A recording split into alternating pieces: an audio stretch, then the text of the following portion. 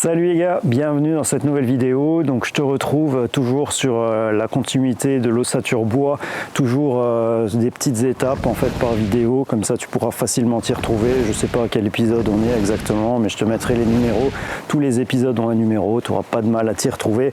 Donc là on va parler contreventement. Alors ça c'est très important, c'est ce qui va venir rigidifier ta structure, parce que voilà, le vent ça peut pousser ta structure, ça peut plier ta structure, ça peut la déformer. Et le fait de contreventer à l'intérieur, ça va vraiment la solidifier et la rendre bien plus résistante.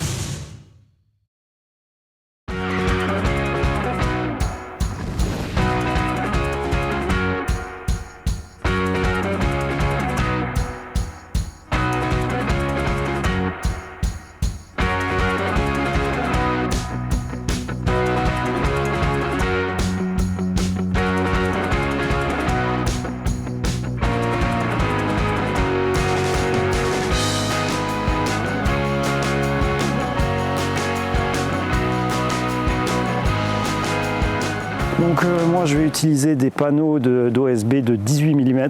T'es pas obligé d'utiliser de l'aussi épais.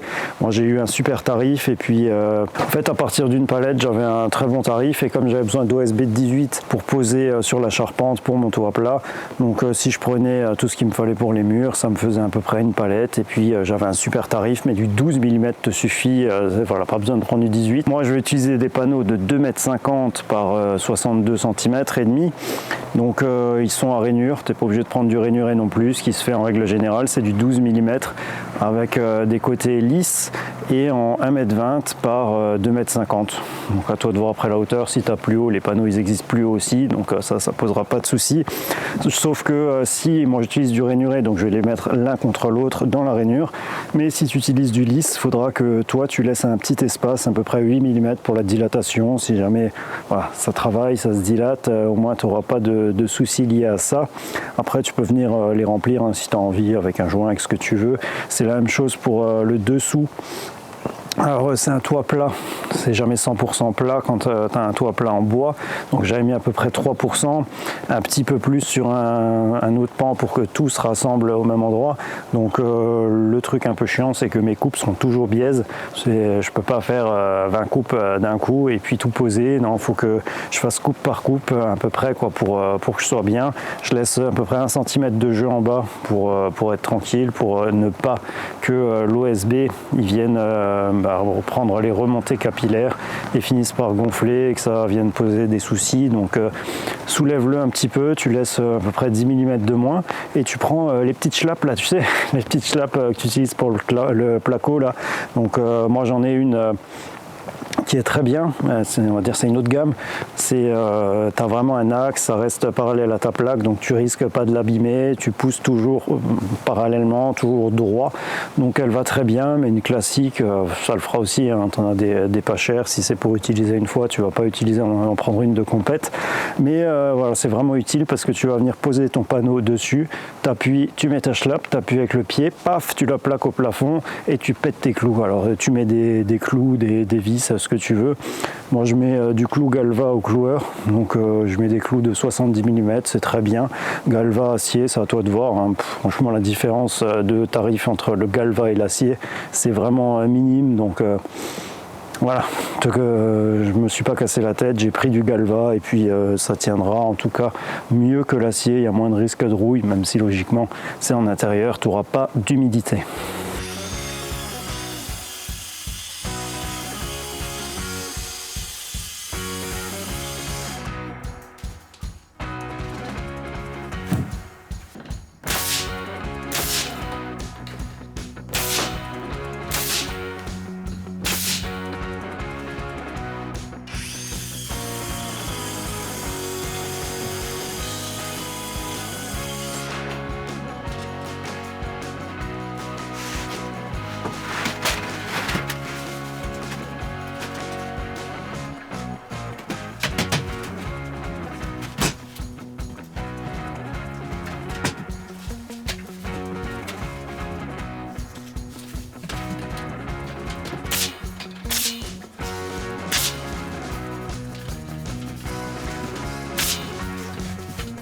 Dedans, il y a un son caverneux pourri et puis dehors, il y a du vent. Donc j'espère que tu m'entendras mieux dehors que dedans.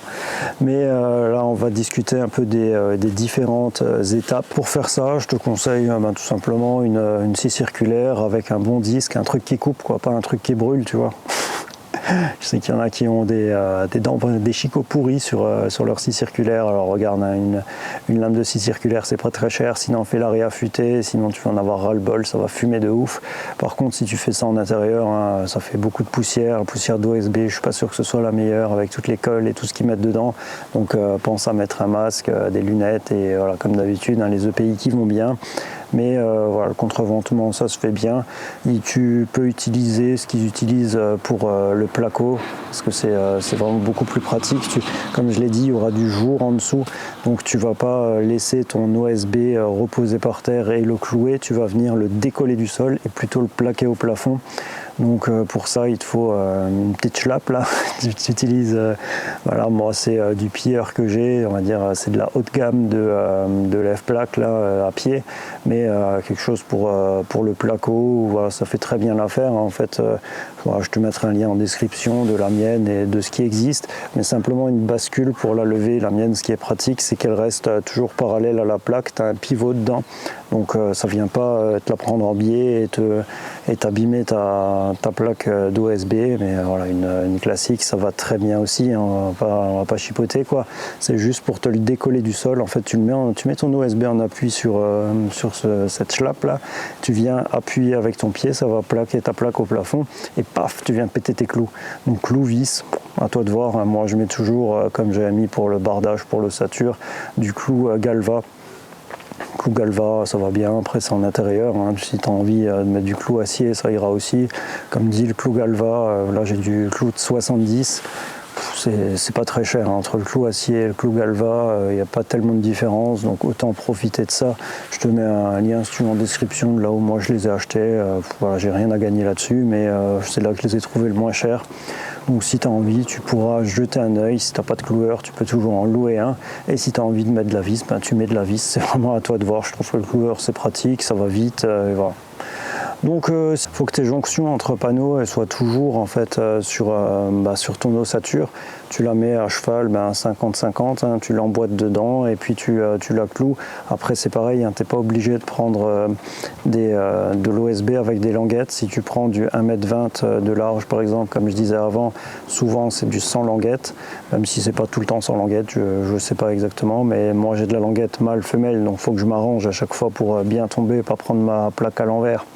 Parce que ça arrive et du coup tu fais ta coupe en haut en diagonale comme ça et il te la faut dans l'autre sens et voilà, ça peut être un peu chiant, mais si tu as du lisse, tu peux très bien l'utiliser aussi. Il faut juste laisser un espace, tu laisses au moins 8 mm entre chaque et puis voilà, ça le fait. Tu laisses juste ça pour pouvoir conserver de la dilatation et que ça ne vienne pas déboîter tes panneaux avec le temps, mais ça marche très bien aussi.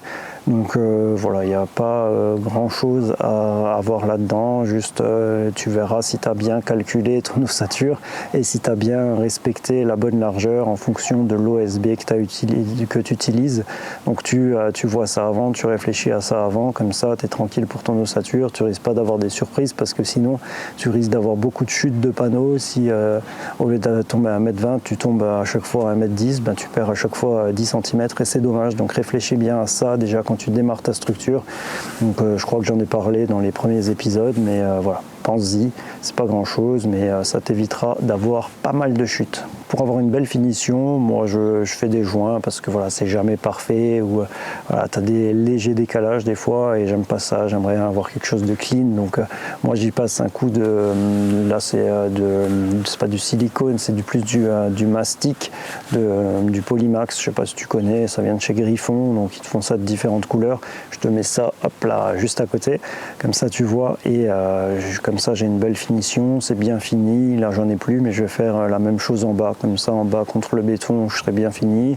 Au-dessus, je suis bien fini. Dans les angles, c'est pareil. Si tu as un petit défaut, si tu as merdouillé sur un angle, tu peux jouer un petit peu avec ça. Et puis au moins, ce sera propre, bien fini. Donc voilà, je sais pas ce que tu en penses, mais moi je suis satisfait du résultat. J'ai l'intérieur qui est vraiment clean, et comme c'est du 18 mm que j'ai mis, je pourrais y fixer tout mon outillage de jardin ou des broussailleuses, toutes ces choses-là, je pourrais les fixer sans problème au mur, même un truc qui pèse un peu de poids, tu vois, même des masses ou des trucs comme ça. Si tu as envie, si tu as une structure bien rigide, tu peux le faire sans problème. Et puis voilà, moi je trouve ça pratique d'attacher tout au mur, au moins tu es tranquille, tu as tout à portée de main, surtout qu'il n'y a pas tellement d'espace sur la partie entrée. Donc là, au lieu d'avoir une étagère fine et que tu as dans les pattes direct à l'entrée, tu as juste ton outillage au mur et puis tu as de l'espace pour circuler. Moi je trouve ça pratique. Un petit point aussi, si tu as prévu d'y mettre de l'électricité ou des choses comme ça que tu dois tirer en avance, fais-le tout de suite, parce que après tu pourras plus passer tes gaines d'un côté à l'autre. Tu vas devoir faire des raccords dégueulasses, ce serait dommage. Donc prévois tout de suite, même si tu as un doute, tu te dis peut-être que je vais légèrement chauffer, ou peut-être que je vais mettre une prise là, ou pour mettre des chargeurs, ou pour mettre, j'en sais rien, ce que tu as envie de mettre, des prises, des interrupteurs, n'hésite pas à les mettre tout de suite, mais au moins tes gaines en attente, tu te fais des petites photos, tu te fais un petit plan, au moins si tu as ta gaine, un jour tu te dis je vais quand même me mettre une prise, tu as juste à percer, à mettre un coup de cloche de 68, tu récupères ta gaine et bim, tu mets ta prise, tu tires ton câble, tu es tranquille quoi. Alors que si tu prévois pas ça à l'avance, tu te retrouves avec de la vieille goulotte et c'est vraiment dommage quoi, parce que tu t'arraches le cul à faire quelque chose de propre, de bien, et au final tu te retrouves avec une goulotte qui traîne quoi. Alors au sujet de l'éclairage, justement, moi j'ai tout dissimulé dans les murs. Par contre dans le plafond c'était plus compliqué, et plutôt que de mettre une goulotte en plastique blanche dégueu, je me suis amusé, je me suis fait chier. J'ai fait une goulotte moi-même, j'ai pris une latte, enfin je me suis constitué une latte avec un bout de Douglas, et puis je suis venu creuser dedans. Donc je creuse juste pour pouvoir passer mes fils, et puis je le cloue. Donc cloué, et puis voilà, c'est assez discret. Tiens, je vais te montrer ça. Donc juste pour te montrer, tu vois, tu t'arranges toujours pour les dissimuler un max, donc d'ici tu vois rien, mais tu vois, j'ai traversé toute l'ossature, donc partout dans les murs, et là je suis remonté, donc je suis passé derrière mon chevron, donc j'ai percé ici, j'ai passé mes gaines pour aller jusqu'à mon interrupteur, et là c'était un peu plus compliqué, je voulais pas faire une vieille rainure dans le bois ou quoi, donc j'ai mis une petite goulotte en bois, c'est discret, c'est propre. Ouais, je sais, ça reste un abri de jardin, on est d'accord, mais autant que ce soit propre quoi, autant que ce soit propre. Donc là-haut tu vois la finition un petit peu. Donc là ça c'est fini propre, hop, donc en beige comme ça, ça colle bien avec l'OSB, et puis les chevrons là, le toit quoi, la charpente. Alors je pense pas que cet épisode il va être long, parce que il n'y a pas non plus énormément de techniques, il y a les petits points que je t'ai dit à respecter, donc j'espère que ça t'aura plu, que ça t'aura servi. Si ça t'a plu, ça t'a servi, n'hésite pas à commenter, à me dire ce que t'en as pensé, à t'abonner si t'en as envie. En tout cas, on fera un prochain épisode là sur le bardage, donc là enfin on se retrouve sur la finition de cette ossature, de cet abri de jardin. On pourra poser le bardage, donc ce sera un bardage en fibrociment, je te montrerai la manière de pose, tout ça en détail, et tu verras un petit peu le rendu, ça va vraiment être sympa.